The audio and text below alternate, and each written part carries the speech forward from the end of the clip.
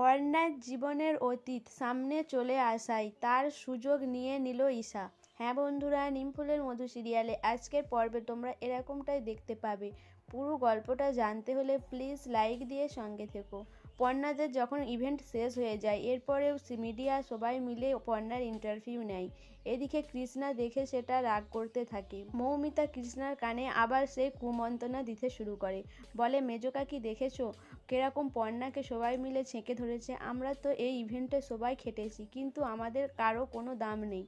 পর্ণা একাই যেন সেলিব্রিটি। এইসব কৃষ্ণার কানের কাছে বলতে থাকে মৌমিতা। তখন কৃষ্ণা বলে, মৌমিতা তুমি চুপ করো, আমার বাবুর এইটা কোম্পানি, আর আমার বাবুর শাড়ির কোথারই উন্নতি হয়েছে, আমার এটা নিয়ে কোনো কিছু বলার নেই। তখন মৌমিতা বলে যে তোমার বাবুরই তো কোম্পানি, কিন্তু দেখতে পাচ্ছ সৃজনকে কোনো কেউ দাম দিচ্ছে, সেই পর্ণাকে নিয়েই সবাই মাতামাতি করছে।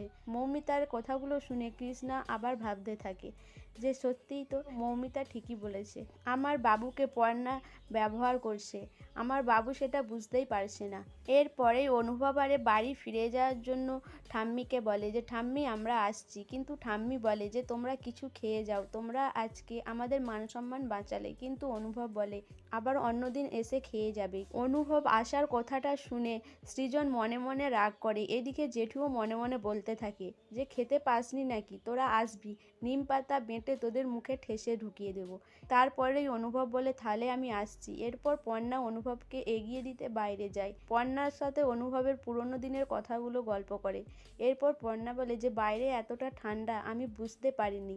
এটা শুনেই অনুভব তার জ্যাকেটটা খুলে পর্ণার গায়ে দিতে যায়, কিন্তু পর্ণা বলে না অনুভব, তোর জ্যাকেটটা তুই নে, তুই তো বাড়ি যাবি, তোর অনেকটা রাস্তা, আমি তো এক্ষুনি বাড়িতে ঢুকে যাব, আমার লাগবে না জ্যাকেট। কিন্তু অনুভব বলে যে তোর একটুকে তো ঠান্ডা লেগে যায়, আর কলেজের দিনগুলো মনে আছে। কিন্তু পর্ণা জানায় যে তার বিয়ে হয়ে গেছে আর অনেকগুলো দিন তারা পেরিয়ে এসেছে।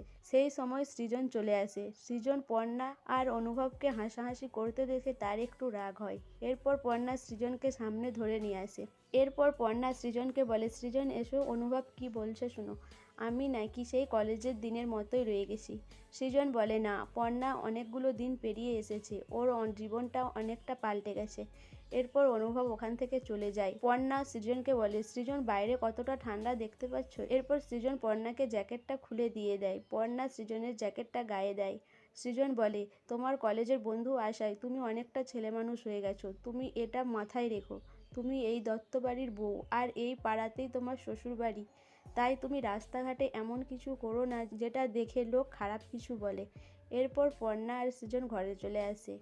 সৃজন পর্ণাকে বলে যে সে যদি কলেজে একসাথে পড়তো পর্ণার সাথে, আর পর্ণাকে যদি প্রপোজ করতো, পর্ণা কি হ্যাঁ বলতো?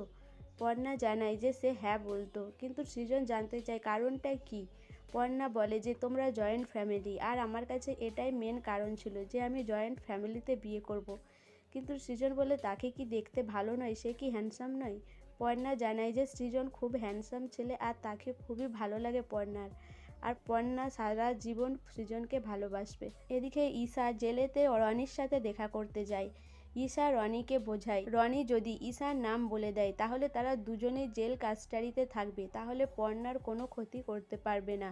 কিন্তু রনি জানায় যে ঈশা তো এতদিন বাইরে ছিল, পর্ণার কি ক্ষতি করতে পেরেছে। কিন্তু ঈশা জানায় যে এখন পর্ণার ক্ষতি করার সে মোক্ষম অস্ত্র হাতে পেয়ে গেছে, তাই পর্ণাকে জব্দ করার জন্য একজনকে বাইরে থাকতেই হবে। এরপর ঈশা জানায় যে সে যে মোক্ষম অস্ত্রটা পেয়েছে সেটা এবার ব্যবহার করতে চলেছে। তখন রনি জানায় যে সে পর্ণার ক্ষতি চায়, সেই জন্য যদি ঈশার যা দরকার লাগে তার বাবা তাকে হেল্প করবে। এরপরে ঈশা ওখান থেকে চলে আসে। এদিকে মৌমিতা ঈশার কাছে এসে হাজির হয়। মৌমিতাকে ঈশা কলেজের লাইফের কথাটা বলে, যে অনুভবকে ঈশা পছন্দ করতো। অনুভব এমন একটা ছেলে ছিল, কলেজের সবাই তাকে পছন্দ করত, কিন্তু অনুভবের পছন্দ ছিল অন্য লোককে। তখন মৌমিতা জিজ্ঞাসা করে যে সেটা কে। ঈশা বলে যে অনুভব পর্ণাকে পছন্দ করত, অনুভব পর্ণাকে প্রপোজও করেছিল, কিন্তু পর্ণা তাকে না করে দেয়।